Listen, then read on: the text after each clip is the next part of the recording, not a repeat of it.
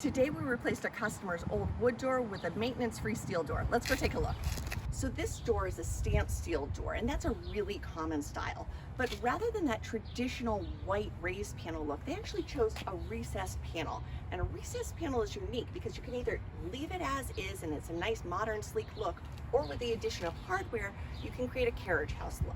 This is a mahogany wood tone, but it also comes in a bunch of other painted and wood tone colors. And you can see over here, they went with the mahogany weather stripping to complete the look. So something that sets this door apart is actually the larger window in this top panel. That's not something that you would commonly see on a stamped steel door. So it's a little bit larger. These have the plastic inserts in them in order to create the design. This one is a 4-light Madison insert. So if you're ready to upgrade your home, give us a call today. We'll send a door designer your way and help you find the right door for your home.